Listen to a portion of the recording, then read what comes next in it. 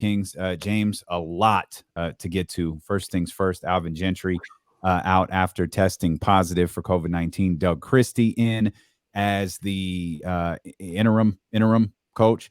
This probably, the theory of mine, this probably isn't a one game situation for Doug, is it?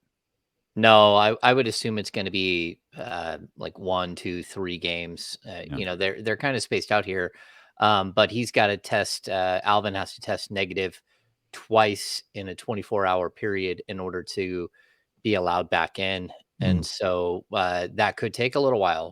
We have no idea. I do know, like when we had Walton early in the season and during training camp, he said that his entire staff, everyone on the basketball side, not all the players, but everyone else was 100% vaccinated. So Gentry is vaccinated. We know that Doug is vaccinated. I know that personally. But yeah, it's not a great situation. It's not a great situation because this, it's going around the league right now, big time. And Yeah. the last thing you want to see is something like this, where the Kings start to miss games with coaches and players. James, me and Damien, we talked about it a number of different times leading up to this, but now when it's starting to spread a little bit more and get more serious, would they? I think they would try to make everything mandatory in the NBA before just shutting down. I think shutting down is the absolute last option, and I agree with Damien where there's going to be pushback, not from the majority of the players or close to it, but the very small minority would push back really hard against that. But I feel like the NBA would say, look, take it or leave it, like play or not, but we're not shutting down. We're going to do this before we try to shut down. You think that's kind of how they look at it? Yeah, I think right now what we're hearing is that the league and the Players Association are in discussions. They understand that this thing is getting out of control. I mean, we're watching the Chicago Bulls have, like 10 or 12 people down, and they're not able to field a team, and they had to cancel 2 games. Like, look, the league has done a lot to sort of nip this in the bud, but at this point, we're looking at, you know, who has their booster shot. We know Tyrese Halliburton has his booster shot, but we're just not sure around the league how many players have already had their booster shot. We already know that can lead to missing time because you don't feel good after the booster shot. Sometimes you don't have any side effects. We don't really know, but and it's not just Alvin. We just got news that Marvin Bagley is now on health and safety protocols as well. So it's gonna this thing is going to get bigger before it gets smaller because that's what it's doing globally. So, for those out there who don't believe that this thing is real, still, the 800,000 people dead in America, don't change your mind on that. And you think there's some grand conspiracy. The NBA wouldn't be in on some grand conspiracy. Players wouldn't be in on some grand conspiracy and just take a night or two off. That's just not the way this thing works. Let's get back to coaching. I mean, obviously the situation with Alvin and Doug started with a positive COVID test for Alvin Gentry. But what do you think of? Were you surprised it was Doug over Mike, or does this make sense? Or how do you feel about Doug Christie being the guy at the helm tonight? Actually, I'm really excited for Doug. I mean, we've talked about this in the past. You guys know, like Doug and I have been close for a long time. I'm excited because he's not being put in a situation where it's his team the rest of the season, and all kinds of bad things could happen, which we've already seen. I mean, I think this really requires the steady hand that we're seeing from Alvin Gentry, the highs and the lows, the trying to hold players accountable. I don't know what this last 11 games would look like if it wasn't Alvin Gentry, if it was someone else. And I think that would have been a huge mistake. So I'm excited because it gives Doug that taste of what it feels like. Every once in a while, it's good to like know how the other side lives, right? How you have to manage so many things in the moment, and how people are yelling and screaming at you, and things are coming at you at all times, and you've got to be the cool, calm, collected guy. And then you have to do the other job. Like, if this team gets blown out again tonight, like Doug Christie's going to have to sit there and take those questions. That's the job. That's the way it works. And so I think for Doug, it's good. I mean, I would assume that I mean, at a minimum, I'm gonna guess 2 games, especially since, the Woj tweet said that Alvin is mostly asymptomatic, but he has a sore throat. Well, that means he's not totally asymptomatic, which means it could take longer.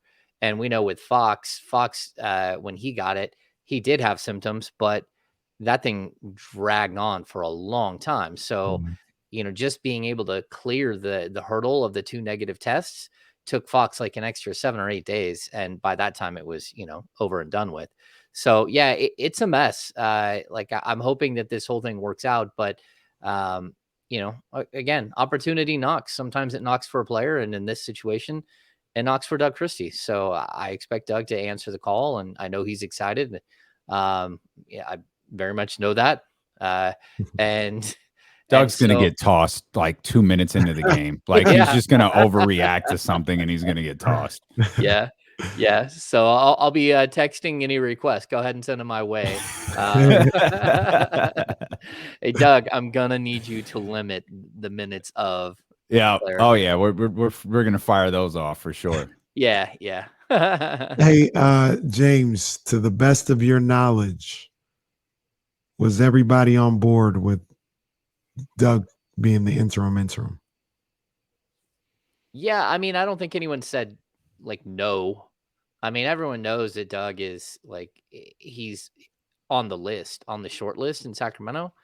So, did they run it by Alvin and his agent? I'm sure they had a conversation with Alvin, but I'm not sure that they felt the need to go that one extra step.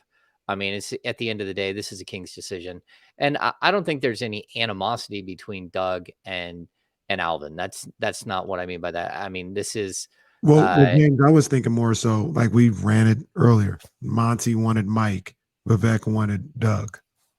something like that. Yeah. What Yeah, what Kenny's asking is, did Vivek infect Alvin with COVID in order for Doug to be the head coach? That's what Kenny's getting at. there you go. There you go. Yeah, you know what? I had somebody on Twitter just like hit me up, and I feel bad being so snarky and rude about it, but they're like, oh, now we know where Alvin got it. It's like, or Damn. Gentry gave it to Marvin Bagley, or that Alvin Gentry and Marvin Bagley were in 2 separate places and 2 separate people with COVID gave it to each of them individually, or Marvin and Alvin got into an elevator together and there just happened to be someone who was positive in that elevator.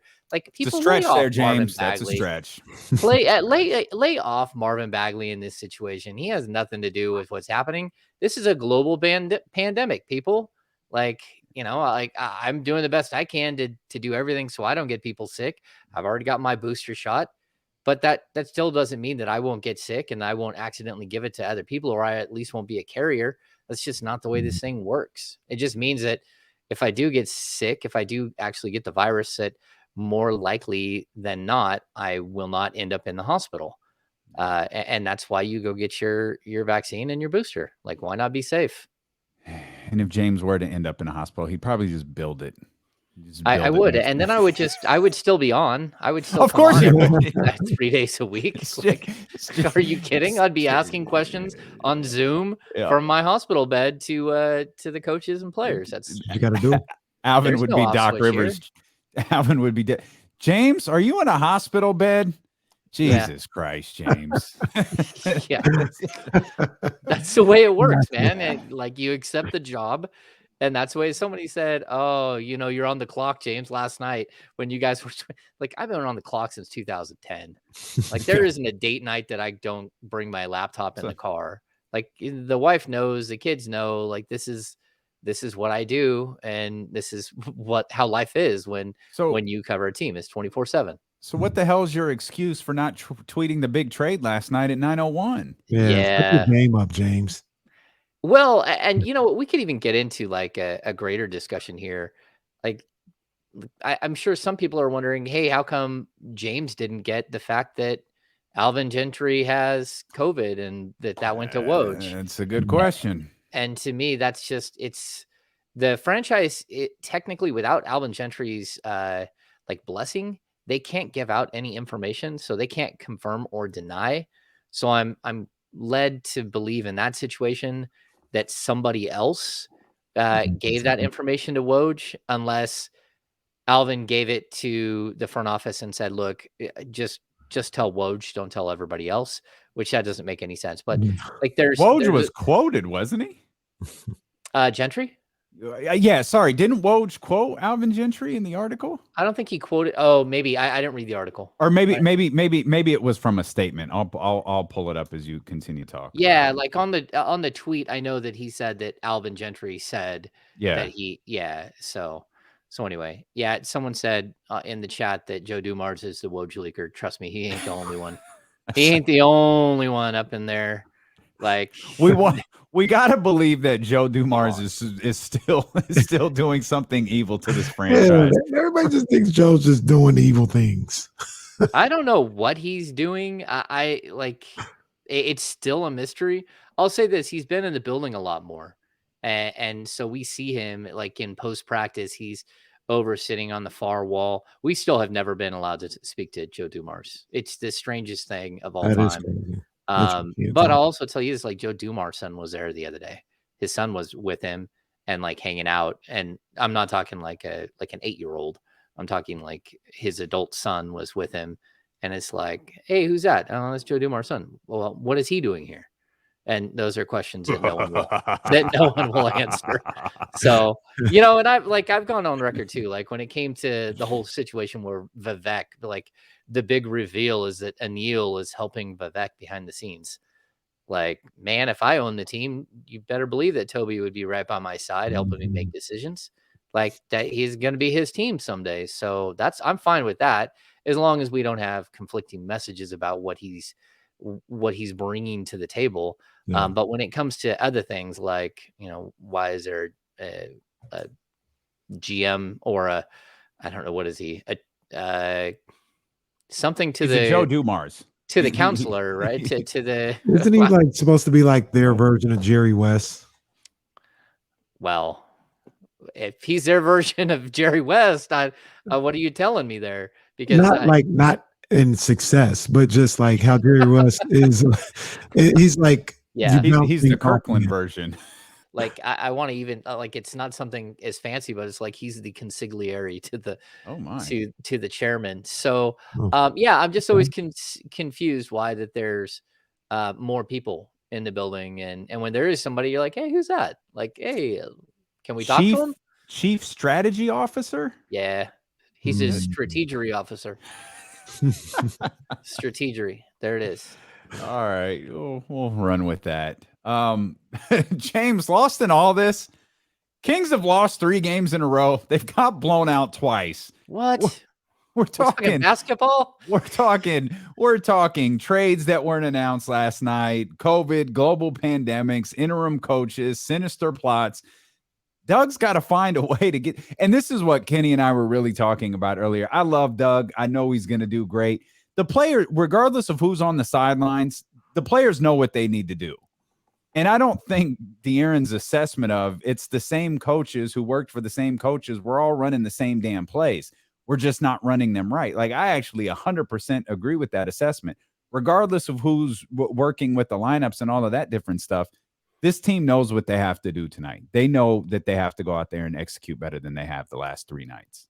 Yeah, they know they have to go out and punch somebody.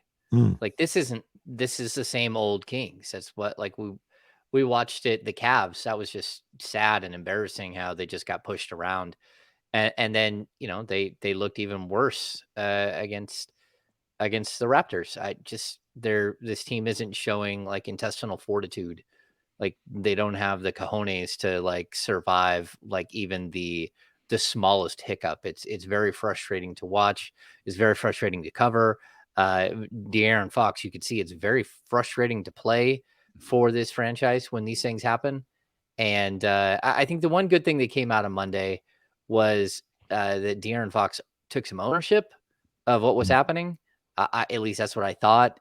I also know he was emotional, which I thought was a good thing. I think we're still in that mode where he doesn't quite know how to react, how to show what's going on in his head. And he got my guy, Antonio Harvey, kind of threw down a challenge. You could tell that Antonio was frustrated and like hit pretty hard with a question about like whether the players are having conversations about like, what are we doing here? Why are we here? Mhm. Like, and I thought it was so that's when you got the curse words from Fox. Mhm. But what I saw in that moment is it opened a door. So you could see the door open with Fox where it was like, okay, he's ready to talk. If we can get him with in the right frame of mind, and then you can hit him with the right questions at the right time. You're always waiting for those moments with players. That's usually like when you get the best content is when you see somebody get a little fired up, a little out of sorts with something. And then that's when you follow with the right question. And you know, I asked him very specifically, whether that whether he cared, whether he wants to make the playoffs. Mhm. And it wasn't because I was asking him because I thought he didn't. It was because I knew it was a moment where he could say something the right way, and Mhm. he did. I thought he was brilliant, and not only that, but he was very emotional, and he was very emotional afterwards, from what I know. Like it was a near like he was feeling it, and I think that that's a good thing. I think feeling it, and then like, look, how do I make a change? Because in the month of December in 6 games, he's averaging like 24 points per game. And the problem I see is he's only averaging like 3.3 assists per game. And so while all of his other numbers are coming up, he's not taking his team with him. Now it's time. Now it's time to take your team with you. You've had 6 good games. You've shown that you're back for the most part. So let me see you make like 8 or 9 other guys better. And that's the next challenge for him. James, we had talked about that moment with De'Aaron Fox on Monday earlier in the show, and we talked about it a little bit yesterday as well. And I was just really surprised how some people looked at that as nothing and looked at it as, oh, he didn't say anything. He just said a bunch of words.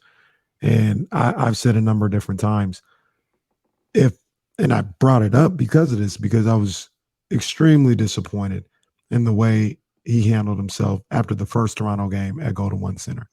And I thought that was all bad. And if I'm going to bring that up and talk about how bad that was, I feel like you got to bring up the way he was after this Toronto loss, and how uh, in depth he tried to get with his answers, and engaging he was, and real and raw he was. And the things that he was saying, like Damien said, I agree with, I understand what he's talking about when he said it's not just playing hard. You have to be smart and sharp. Like, that makes total sense. But it just seems like some people, and I can understand it, because at this point, people that cover the team, Kings fans, there's not much anybody can say right now that if it's not resulting in wins, that anybody wants to hear. And I get that. But I thought De'Aaron Fox did on Monday night what we've been asking for weeks. At least I have, for weeks. I thought it was pretty damn good. Yeah, I mean, I think what we're still like, it comes back to the same basic point. He does not know how to live in that moment yet. And that's a problem, because I think people take whatever he's doing, like they, my friend Matt Mayako, who covers the 49ers for NBC, is one of the best beat writers ever. And then every week after the game, he takes not a mailbag, but your overreactions. Like, he has a Mhm. overreactions bag, basically. Well, I can't do that with the Kings because, number one, there's too many games in a week, and number two, like every It's a lot of single thing. overreactions. There's so many, but it's not just overreactions to the final score. It's overreactions to the way someone looks on the bench. It's overreactions to the way someone looks on the floor when they just missed 2 free throws. It's overreactions when he comes into a press room and he's not ready. It's overreactions when he doesn't show up to the press room. There's an overreaction for every single thing. And like, I think if you read his quote and you just read it and you didn't watch it, I think it had, like, especially his final quote, like that's the big one to me. Like the one where he went off and he used profanity, it's the popular one, because that's the one where he drops a bunch of F bombs and probably gets a fine. It's the one that comes after that where he really starts talking about this is the first time that, since he started playing basketball, and he's been a winner all the way up until he's 18 or 19 years old, and all of a sudden he's not. And that in itself, it's really hard. And he even said at that point, that's a dumb question. But then he caught himself and like, but I don't mean it's a dumb question that you're asking me. It's dumb to question me. Like he knows that that's a global question. It's a question that's out there for everyone else. Just like when Alvin Gentry says, we're not quitters. Well, everyone around the room is like, okay, like if you're not a quitter, you think that we think that you're a quitter, because that's why you're addressing that. Like no one in here said, hey, are you a quitter? No one asked that question to Alvin Gentry. So why are you coming back at us? It's because you think that that's what we're thinking. That's why you said that. So again, I think these moments are important because we want to see growth. We want to see change. We want to see all these things, but they're happening. They just might not be happening in the same speed that we want them to happen. De'Aaron Fox was not good in the first month of the season. He's much better right now. He's really playing well. Is he hitting his threes? No, but he's, shooting 75% from the free throw line. We all want to complain because he's a 70% shooter. Well, he upped his percentage by 5%. We want to see his field goal percentage goes up. Well, he's shooting 52% in the last 6 games. Like he is getting better. He is doing things that he needs to do to show that he's going to be one of the guys that leads them out of this. But at the same time, like we're just over. I mean, it's kind of like it's our job, right, to overreact. Yeah, it is, and it's hard because how do you react when a team wins 3 in a row and then loses 3 in a row? Yeah. Like if you look at my Sunday musings from one week to the next, they're as erratic as the play on the floor. Because that's the way the team is. I don't know how else to write it. You should be disappointed. You should hate what's happening. That's how you should feel if you're a fan and you're watching your team just get destroyed by like a bunch of early 20-year-old tall guys in Cleveland. You should be embarrassed.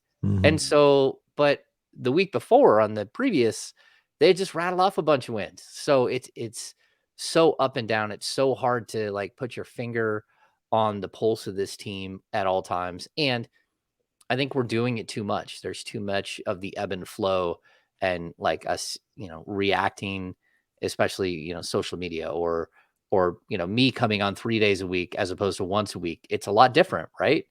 So I just think that we're having like a lot more conversations about things, and it's good conversation, but at the same time, it's a lot more conversation. The way the last week is going, we could have had you on every day. We could have had you on every day with brand new content the way this last week is going. But you know what it is though, James as well, and Damian, like this team lends to the overreaction because they don't just win one game and like they win 3 in a row, right? And then they lose 3 in a row. They don't just lose. They get their ass beat for 3 games. And it's like, this doesn't make sense. Like, why do you get beat this bad, this much? You know what I mean? Like, if they were just losing games and they were close, or they were like I talked about the Indiana game in Sacramento. Like, that was just a loss.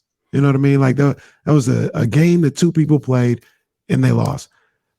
How many times since then have they been down by 30 in a game? Like, that's unacceptable, excuse me. And it lends itself to like, yo, why does this keep happening? You don't have to be perfect, but why does this continue to happen? And we don't know. James, I'm gonna ask you to elaborate on that in just a minute. James is going nowhere. We're talking more Kings basketball when D'Lo and Casey return here on Sacramento's home for real Kings coverage. It's ESPN 1320. Clear. Sweet. My eyes started watering.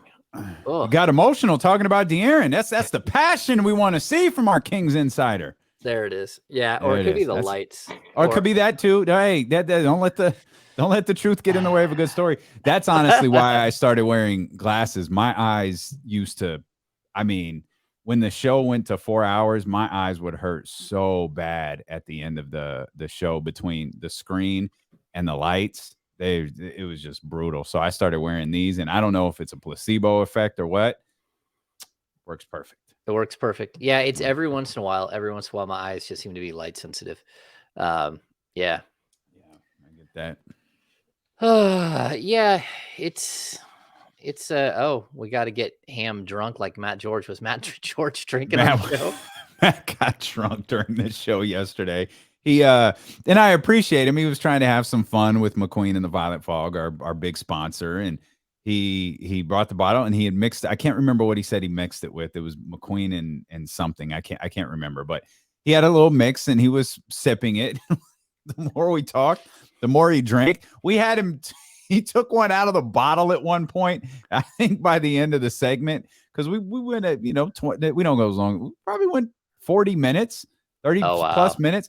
Yeah, I think he was a little toasty by the time the show was over. He was a little toasty. So skinny. Oh God! Oh my God! Matt is a beanpole. Yeah, I might have got a little loose on the happy hour, but that was more like me settling in. No, you got comfortable. Yeah, Matt was getting. Yeah, he starts slurring, falling out of his seat. Yeah, that's not good.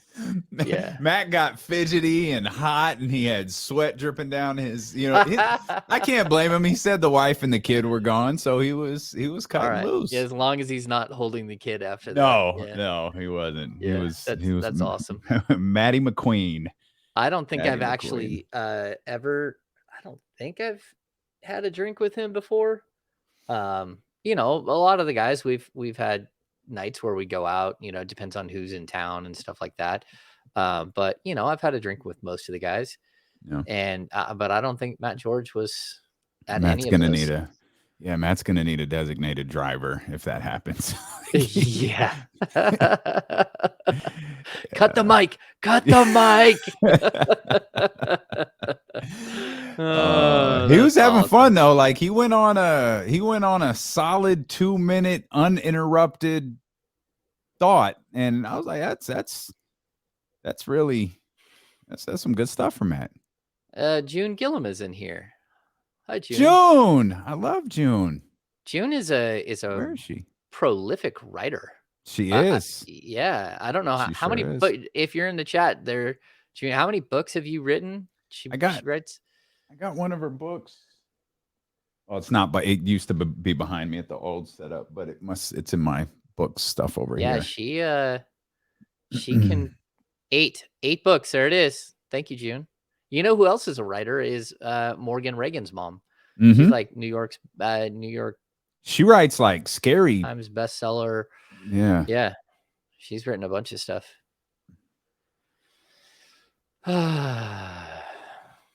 Yeah.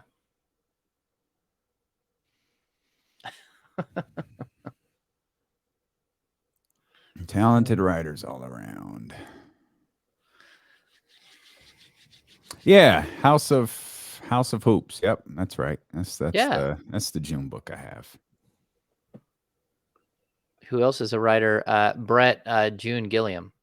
Gillum. I'm sorry, Gillum. And Brett Huff is in here, and his wife does amazing cookbooks. She's a baker, and I got my wife her cookbooks, Tessa's cookbooks, and we get like triple layer cakes and like. Hold on 1 second, guys. I think I'm coming back here.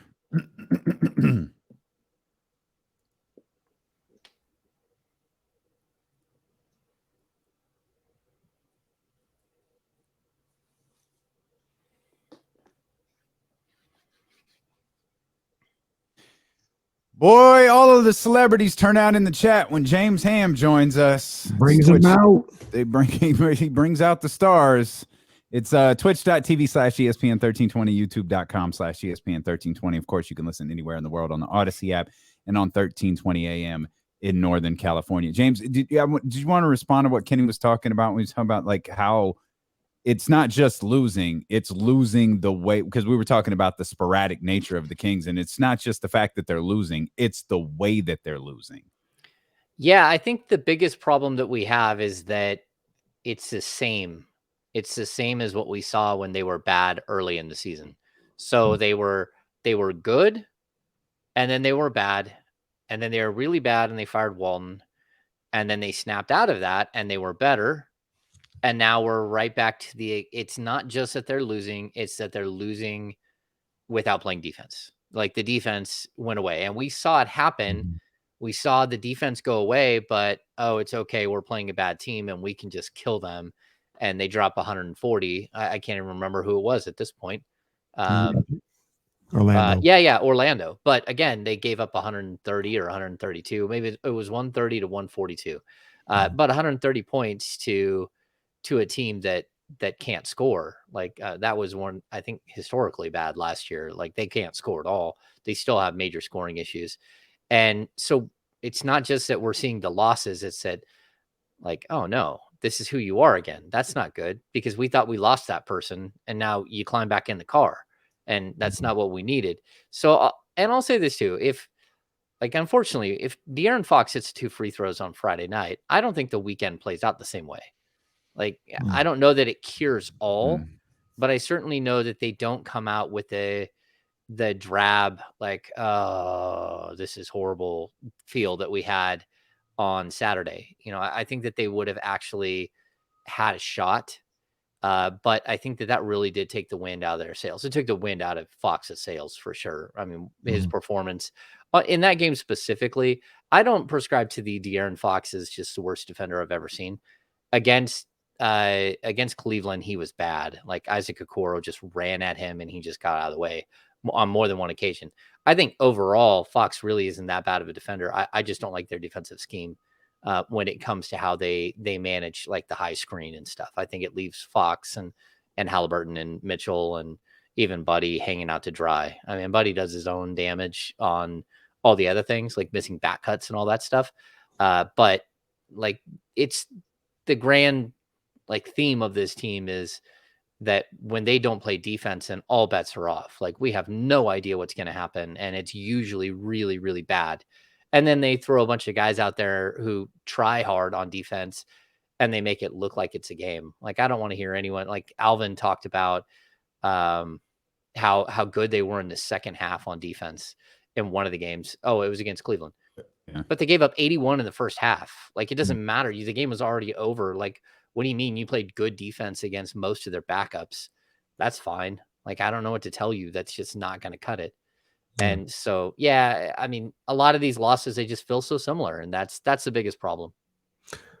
Fox also in that press conference, you talked about the final quote, being the big one. And I agree. And something stood out to me in that answer when he says, I never lost before I got here. I'm 18, 19 years, I always won. And this is no fault of Fox. It's not a knock on him or anything. But sometimes you learn when you lose. You learn like how to respond to losing, how to dig yourself out of a hole. And it kind of hit me right there. What's the name of this school? I think it's Clear Lakes or something like that in Houston. They said he was that dude since 7th grade. He goes to Kentucky and they're a game away from the Final Four. He's right. He's won everywhere. But when you're hit with something like being a Sacramento King and having to learn, and Damien broke it down, like you got, all right, your rookie year, your second year, getting used to it. Now, 5th year, you have expectations and it's not going the way you wanted to. You may not know, if you're De'Aaron Fox, how to deal with all this and how to dig yourself out of it. Do you feel that way when he says something like, I've won my whole life and, I care, and essentially saying, I'm not sure how to get out of this right now? Yeah. I mean, I think one of the bigger problems is that players come to Sacramento and they learn how to lose. And that's like the last thing you want. You don't want your players learning how to lose, but how do you stop a player who's been here for, this is his 5th season? How do you stop him from learning how to lose? Because that's all you've done. Like it's okay the first year, when you're rebuilding and you're the young face of the franchise as like a 19-year-old kid, that's fine. It's even okay the second year when, all of a sudden you're like one of the teams that everyone in the league is smiling about and watching under Dave Yeager while they're running up and down the court. You come up short, you have some disappointment because you only win 39 games. Well, then all of a sudden you get put in neutral for 2 years, and, that's partially because of the players, it's partially because of management, it's partially because of Luke Walton, all of these things, right? It's too many things at one time, but at this point, like, now you've had 2 years and you're in year 3 of this, and I fear that he is learning to lose, and it doesn't matter how many times you bring in a Tristan Thompson or Mo Harkless or a Vince Carter, or name that veteran who was won before, Corey Brewer.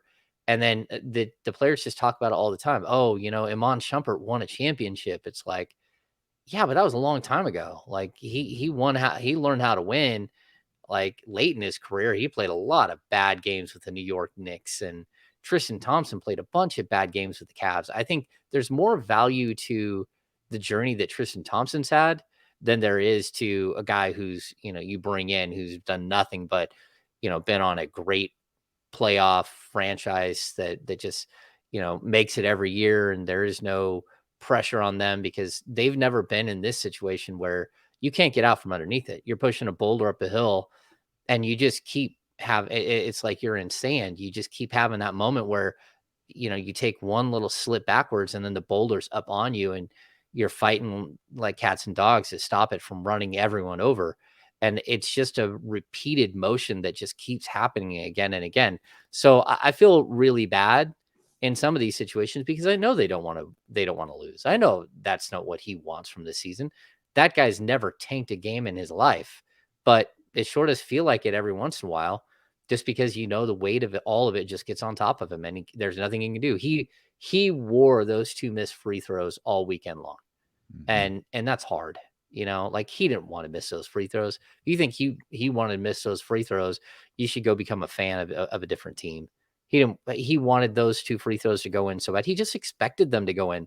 He was 8 for 8 going to the line, but what happens after that is that just took all the wind out of his sails. And I think Mhm. we all get that way. We all get beat up by something stupid. You can have, what is it? It takes. I had a buddy tell me this yesterday. The 10 to 2. For every time that you do something great for a customer, they tell 2 people. For every time that you do something, that you make a mistake and do something wrong in front of a customer, they tell 10 people. Mm. And that's kind of like the weight that was against him that day. Like, every single thing that has gone wrong was now his fault because he missed 2 free throws. And that's what I saw on Saturday. I saw a player that just wore all of it and just couldn't get it off of him. And I think that's what the response to your question was. It wasn't it was the moment as much as it was the question, or as much as it was the explanation. It was accumulation of everything. Because I know these guys, and a lot of them will say, I don't pay attention, I turn this stuff off, I don't hear. They hear all of this stuff, whether it's from James Ham or D'Lo and Casey or the King's Herald or whatever it is. Like, they hear this stuff. He knows the temperature of the fans, whether he acknowledges or not. Like, he knows the temperature. And this is the first time in his career, we're 27 games into his 5th season, or 20 some odd games into his 5th season, where for the first time the fans are turning on him a little bit, and that's not something he's experienced before. Hey, Reese, his fiance, was in my timeline arguing with somebody about his quote. Like, there's no question that he hears it. Mhm. So I mean, like, there's no question. And so, like, it's tough, right? Like, this is not what he expected. It's not what he expected this season. It's not what he expected last season. He expected this thing to take off and for him to be an all-star level player. I mean, he averaged 25 and 7 last year. That's what he thought was a starting point now. And Yeah. now he's fighting to get back to that. And that's tough because, you're going to get to a point where it's just like a game when you trail by 20. He's going to fight to get all the way back up to that 25 and 7. And then he's going to run out of juice, and he's going to have a 2-week, 3-week period where he's not going to be able to sustain because he's left it all out there for so long. And so I think it's just, that's part of this process of growing up. I've always told everyone, just wait till De'Aaron Fox is 25. He's not even 24 yet. That's coming. He'll be, I think it's the 20th or something. It's coming up later this month. Him and Sean Cunningham share the same birthday. So, he's still a young man trying to figure this out. And with the weight of all of it, like, and again, what he said was, that's a dumb question. but it's not that you're asking me a dumb question. It's that it's a dumb question that people think that. It's a dumb question that people out there believe that of me because that's not who I am. And like he wasn't able to articulate that specifically, but that's what he meant. Mhm. And like I've known De'Aaron for a long time. Like this is year 5 for the first, 3 years of his career. We're in there every single day with him. Like I've had plenty of random crazy conversations that you guys would just look at me and go, I can't believe you asked him that question. And, and it's like, yeah, we've had good like life conversations, good, just he's comfortable.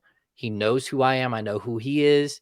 So those are moments where like maybe you're having an intimate moment, like even though it's through Zoom, where I totally felt like it wasn't just because I asked a question, but if it wasn't me or if it wasn't Sean or someone he was really comfortable with, you weren't going to get that answer. But it was a moment where it was sitting there for the taking, and it was sitting there teed up for him to be really brutally honest. And I think that's what we got in that moment.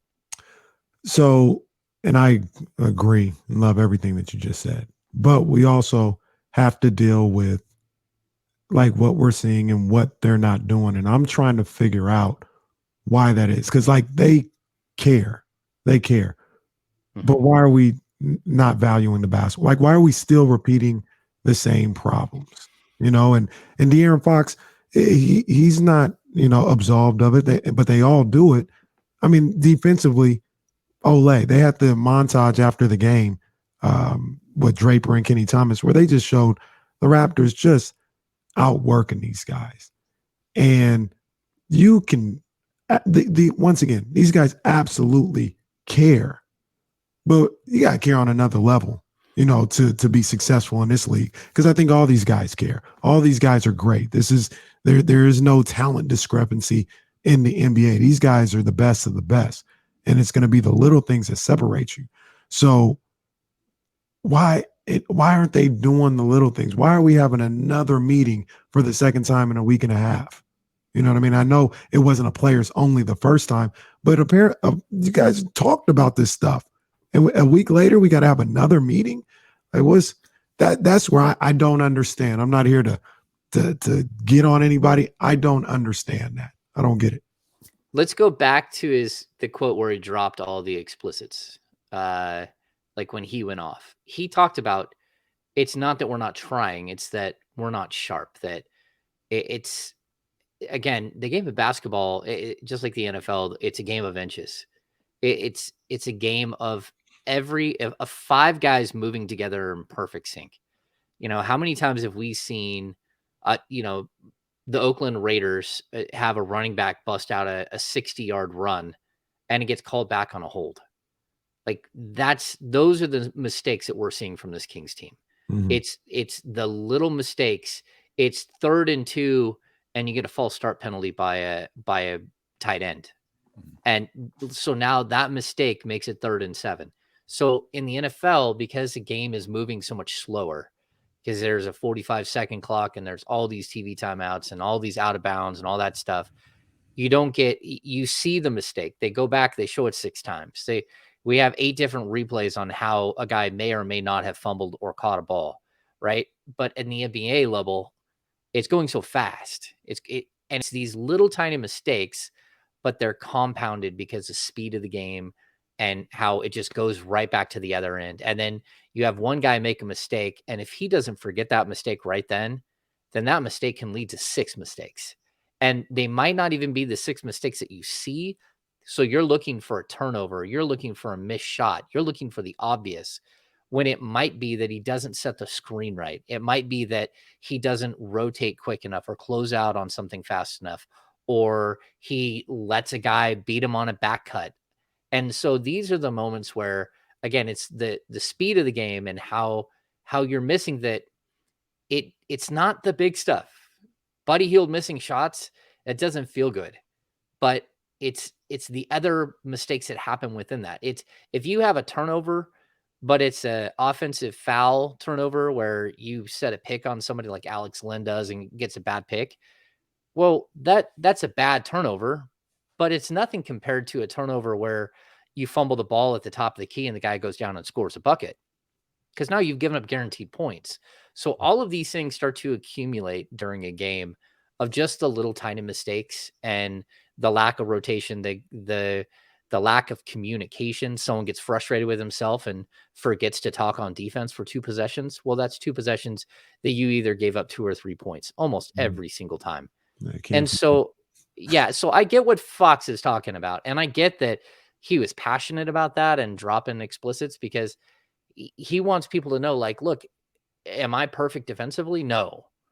But would I be better on a different team that actually had 4 other guys that were playing defense on a string and that were following and covering my butt on some of those plays? Yeah, I'd be better. And it's some of it is the circumstance he's in. But it's not to excuse some of the times where he's just not good enough. And so it's a mixture of everything, I guess is my point. But we're missing the finer nuances of the game and why it looks so bad sometimes. And other times it looks like they're a really good defensive team. You're like, hey, look at that. They just held the team to 23 points, and this is a good offensive team. And 23 points in a quarter. And you're like, wow, that was impressive. And then, 15 minutes later, they give up 46 in a quarter, and you're just shaking your head like, how is that the same team? And it's just people letting go of the leash just that little tiny bit. Is it as simple as, by the way, we listening to D'Lo and Casey along with James Ham here on ESPN 1320 KIFM, West Sacramento and Odyssey Station, and driven by Lashers, Elk Grove Dodge. Is it as simple as, obviously can identify these problems? Like, these are all professionals, whether it's players or it's head coaches, whether it's Alvin or it's Luke or it's Doug. Is it as simple as, well, I can't bench him, I don't have anybody else to play? Or is it weighing the good versus the bad? Because right now it feels like the bad, which is mostly on defense, far outweighs anything anyone is producing that might be good on the offensive end. Yeah, so that was my biggest issue because, which game was it? It was the game on Friday against the Hornets when I thought Buddy Hield was horrible. And he was horrible in a game that was close. And the answer that I got, someone from inside reached out and said, hey, like, why are you guys so up on Buddy on this one? I'm like, well, because he went like 1 of 10 after the second quarter. And they're like, yeah, but he does stuff that you guys aren't paying attention to. It's like, oh yeah, I know. He also does like a million other things that I am paying attention to that are negative. They're like, well, yeah, but the reason why that De'Aaron Fox was able to score 14 points in the fourth quarter was because Buddy Hield spacing. And I'm like, yeah, and the reason why you lost the game was because it doesn't matter how many points De'Aaron Fox scores. It's the 0 for 5 that Buddy Hield had in the fourth quarter as a scorer. So while you keep saying that at least he was spacing the floor, that's fine. He can space the floor all he wants. But if he's not hitting a shot, then he's never going to be quite that valuable. And then on the other end, all the mistakes that he makes there. And so every time he misses a shot, he wears it on the other side. And so again, I think it's this weird compounding of issues that you have. And you're right. There is no, we'll just bench this guy and everything's going to be okay. Mm-hmm. I mean, for starters, I think you could bench 1 or 2 people and say, hey, I'm just not going to let you make the mistakes tonight. And this team has, I'd say like three players, maybe 4 that are really mistake prone players, and that's Buddy Hield. It's Terrence Davis. I think Chimezie Metu is a little bit mistake prone. And there's one other that's not Marvin. Marvin is mistake prone, although he's been much, much better. Right. Well, you can't live if 2 or 3 of those guys are making mistakes. Because it's not like one guy in De'Aaron Fox going for 14 and a quarter can make up for all of the mistakes that 3 guys make. There's just no way to do it. And so you have to limit your mistakes. So that would be my advice. Like if I were to talk to Doug, it would be that, we have this thing where now either De'Aaron Fox or Tyrese Halliburton are going to be on the floor at all times. And that's right. That's how it should be. One of those 2 should be on the floor at all times. Now let's do the reverse, because you can't have 2 mistake-prone players on the court together. So you have to also observe that, and you cannot keep running 2 guys that error after error after error, and then they're compounding the errors together. You can't have that. A team can't survive that.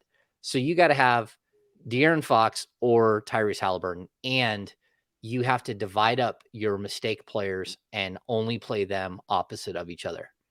And the Kings don't do that. And so they end up with, again, you're going to have Buddy Hield and Terrence Davis and Marvin Bagley as three of your bench, your five players coming off the bench. How in the world is that going to work?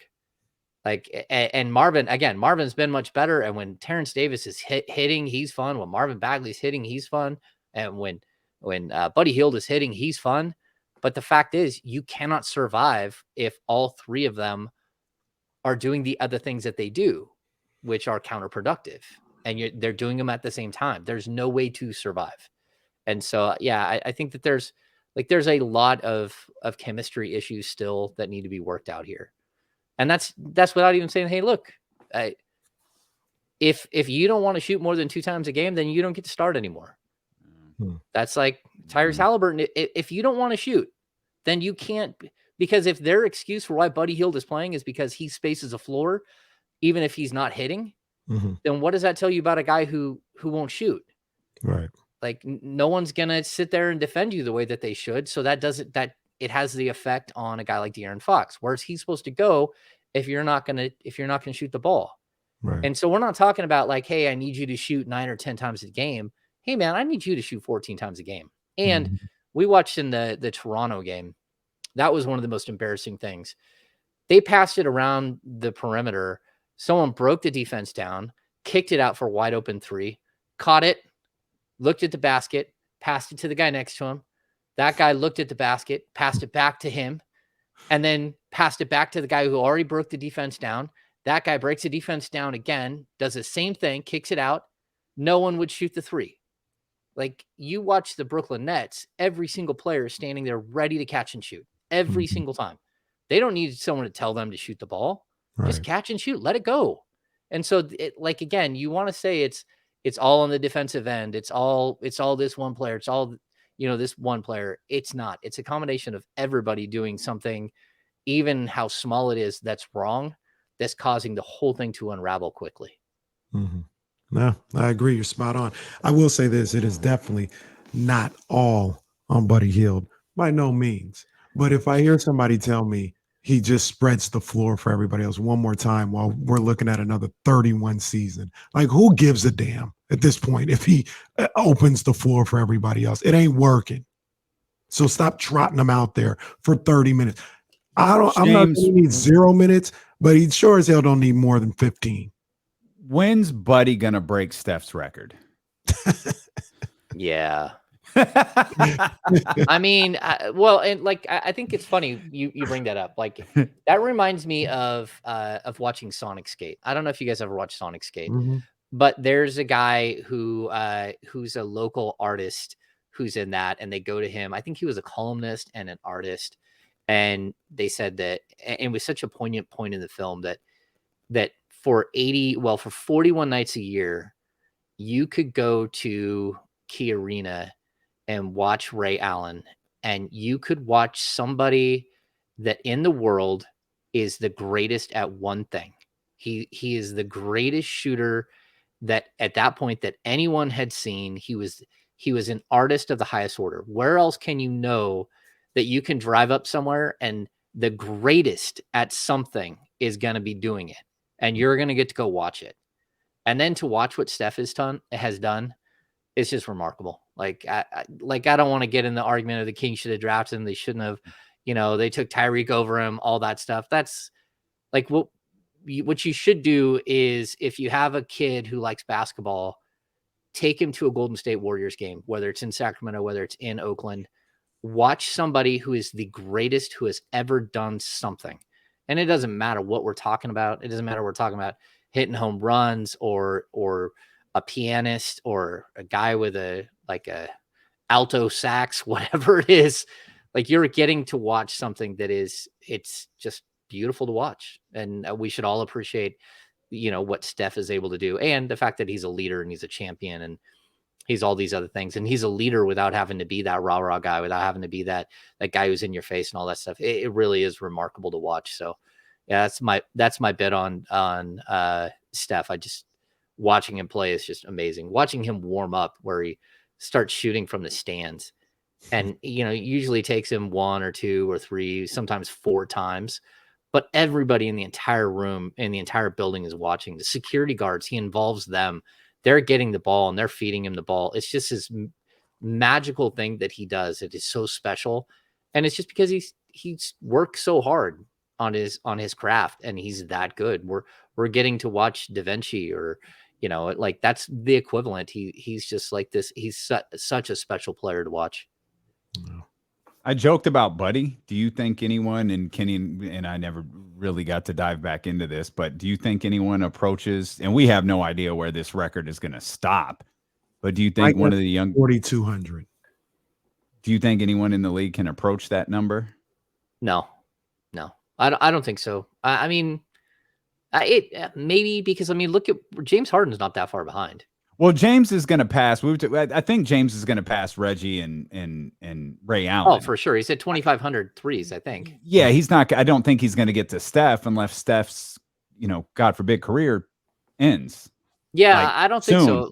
Yeah, I think what we're going to see out of Steph is when it's all said and done, he'll do what Jerry Rice did. He'll separate himself so far that there's no way to ever catch him. I mean, Jerry Rice has like 22,800 and something yards. It's something so ridiculous. And Larry Fitzgerald got up to like 17,600 and he's still 5,000 yards behind him.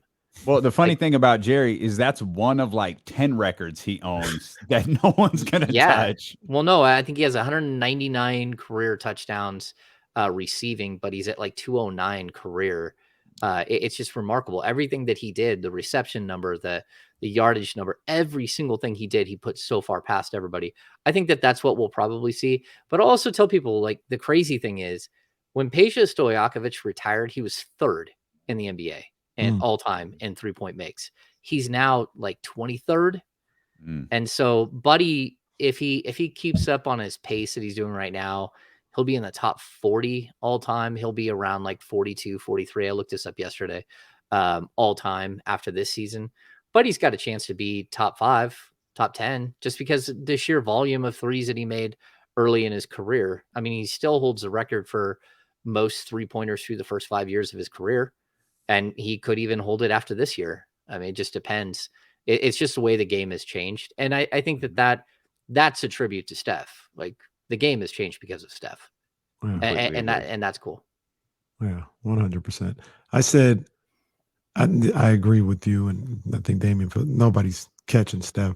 I said the person that could come closest, it might be Harden, but I also said Trae Young, and it's really about it. If there's somebody else, we don't know who they are yet. Like it might be Reese. You know what I'm saying? Like we don't know who they are. But Trae has the skill set and the game to possibly get in the top 5, but I still don't think he's breaking it. Yeah, I think if you look at Trae, the one downfall to Trae is like there was a moment when Steph realized that in order for them to be great as a team, he had to at least play defense some of the time. And so Trae is always going to be part of a well-balanced team because you just can't trust him on the defensive side of the ball.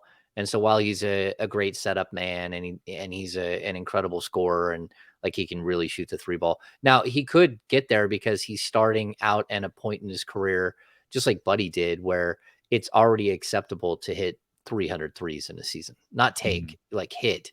So, guys like Harden busted 1,000 3-point attempts. Buddy's averaging still over 10 threes a game. That means he's on pace to shoot like over 820 threes on the season. That's nuts. That's not something like Peja might have shot like 400 threes in a season once. Maybe I'm wrong there, but it's like the disparity is crazy. Hey, real quick, Dame, this is kind of random, but me and Damian talked about this about a week ago. Do you realize, like, number-wise, how close Trae and Luka are? Like, Trae is right there. Like, and you think about how we talk about Luka Doncic, and people are like, oh, I've heard people say he's going to be a top 10 player of all time when it's all said and done. and what he's done in his first 3-4 seasons in the league. And we just looked at the numbers, and obviously Luka has more rebounds than Trey, but that's about it. Like they are career-wise, last year, this year, they're like right next to each other. I don't know if people really realize that. You know which one of those two has hit more threes? Luka? Yeah. Well, that's surprising because he's never been right. a knockdown, but he doesn't mind taking them, and he doesn't mind taking them in big moments and hitting them in big moments. Mm-hmm. Yeah. I think that's the difference, though. Like it's just like there are players. If you go back, there are players that had the same statistics as Larry Bird, but they just sure as hell weren't Larry Bird. So like it's one thing. Again, it's one thing to put up 25-8 on or 25-7 on a 31-win team. It's a whole nother thing to do that on a 50-win team. Now, Trey putting up 30 a night for a team that's won a playoff series because of him. Like they got to win more than one, though. Yeah, they beat an apparently crappy New York Knicks team. So and then they beat the number 1 seed. Yeah, but to that point, look up Tracy McGrady's all-time stats and compare them to Larry Bird and tell me which one you think is a better player. Yeah, but Larry's a better player because he got the hardwood, right? Well, of course. Yeah, he's got a trophy case. Here's the argument that I would have. People will be like, well, look at what Luka's doing. And his playoffs numbers are like stupid. Like Luka's playoffs numbers are insane. Yeah. But he don't have the hardware. Like he's been in the league 3 years. He's gonna have tough time winning. Been in the whole point of it is he's been in the same time as Trey Young, and everybody like, well, Luka, just wait. Luka ain't got no help or nothing like that. Trey is doing the same thing and more. But Trey's got a much better team. Does he? Yeah. I mean, he's got the great Bogdan Bogdanovic. Luka doesn't even have Clint Capella. He doesn't even have a Clint Capella value player. Like, don't tell me that the unicorn is any like that's a novelty item. That I mean, the unicorn probably putting up better numbers than Clint Capella. No, but he doesn't have the impact. He's not as good a player. I mean, just at this point, he's just not. I mean, I think Clint is better too, but it ain't like Luka playing with scrubs. I think Tim Hardaway Jr. is better than anybody Trey's playing with right now. He puts up bigger numbers. I don't think he's better. Like I would have it if you put Luka on the Atlanta Hawks, that's a 65-win team. I doubt that. You think Tim Hardaway, Kevin Hurt is better than Tim Hardaway Jr.? No, but again, like you're looking at like the distribution of all those guys. Like, I mean, they have Gallinari hiding on the bench. Bogdan is about as solid a player as you're going to find outside of Hardaway. But even that, I think Bogey does more than Hardaway on the court. He's not as good a scorer, but yeah, I mean, I have a tough time looking at that team and saying, I would take the Atlanta team any day of the week. And I think that's a championship contending team with Luka. Stop giving Luka a pass, James. Just my opinion. Yeah. And I don't like watching Luka play. Again, it's they're both great. Like that's the whole argument to what it is. It's like, damn, Trey and Luka are both really phenomenal. It's an interesting article that came out today too. Luka and Rick Carlisle and all of that Dallas Maverick stuff. That was an interesting read. Just to bring this to a close, because I have it in front of me, I want to mention it. Peja Stojakovic, make sure I have the number correct, 1,763s in his entire career. In his 8 seasons with Sacramento, he shot 1,070. In Buddy Hield's 6 seasons in Sacramento, he has shot 1,164. The game has changed. Yeah. And again, Stojakovic, 398 is his shooting percentage. The great Buddy Hield, 403. Yeah. Buddy greater than Peja. Well, I'll tell you, Peja will be in the Hall of Fame. Like Peja will get in on the international. Oh yeah. Oh yeah. Sure. Because he even won that. Him and Vlade won like with Yugoslavia and then with Serbia. Vlade's a Hall of Famer because of his international play. Is that fair? Oh yeah, yeah. I don't think like Vlade is. I mean, he played in a generation where there was like 14 centers that were Hall of Famers that were better. He was a good NBA player. He was a really good NBA player, but he wasn't a great NBA player. I mean, he was a 1 or a 2-time All-Star. Yeah, but internationally, what he meant internationally was nuts. Sure. Yeah, I mean, he revolutionized the game internationally. I don't think Peja's a Hall of Famer. I love Peja. You don't think Peja? No, on the international ticket. Yeah, if Sharunas Marciulionis is a Hall of Famer, then he should. Oh, that's the whole issue. Like Peja Stojakovic I don't should be. think Marciulionis should be a Hall of Famer, but that's the issue. So when you put it that way, yes, Peja will probably get in, but they let too many guys in the Basketball Hall of Fame, and I'm glad. Look, accolades to all those guys, man. Like they're great, but I don't know, man. Some of the like Sharunas shouldn't be in the same place that Kobe's in. Yeah, it's just the Basketball Hall of Fame, though. Like I feel like that's different. That encompasses everything. Even then, I shouldn't go to the same place. Well, that's what we talked about this before. Tryman Sharunas Marciulionis. Yeah, Kobe's in the penthouse, and then you could put Marciulionis or whoever you want to down like on level 1. Like it's the first exhibit you see, like right there. I think Stojakovic. The cutoff is Mitch Richmond. I think that's the cutoff. And you can debate which side Mitch should be on, but I think but then you're talking about like, what do you do with the women's side? What do you do with the old timer side? Like for me, the Hall of Fame is the Hall of Fame. Either you were good enough or you weren't. Like, it took Paul Westphal to get in. It took him years to get in the Hall of Fame as a player. He was exceptional for like a 6-year point in his career, averaging 25 a game as an ambidextrous scorer. Like he was exceptional. And even him, it took him like 20 something years.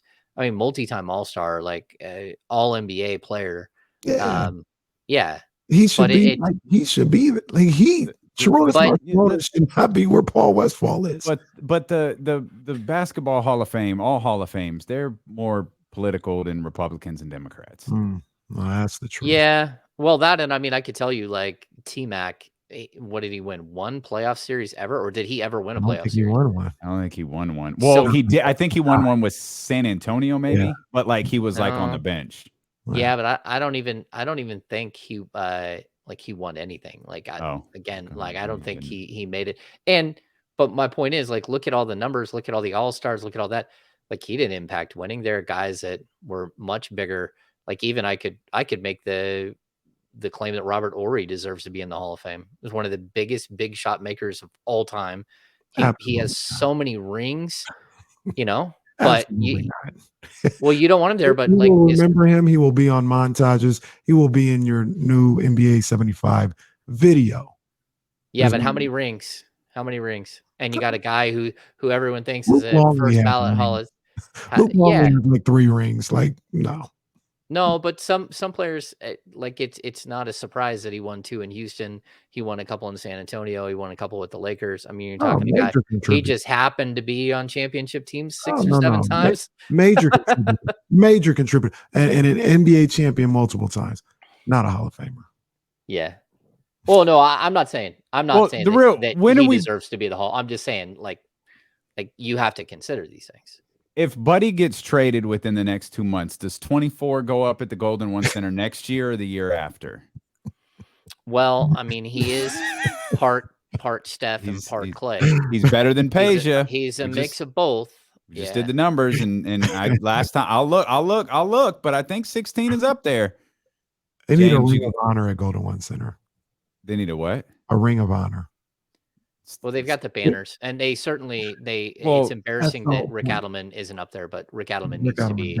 Well, 21 needs to be up there for Tisha, and 33. Like they need to acknowledge that stuff too. Like 20, 21, and 33 need to be up there for the Monarchs. Yeah. James, you got to get on the road. Otherwise, we would just sit here and talk stuff all day long. Our 1320 Kings insider, James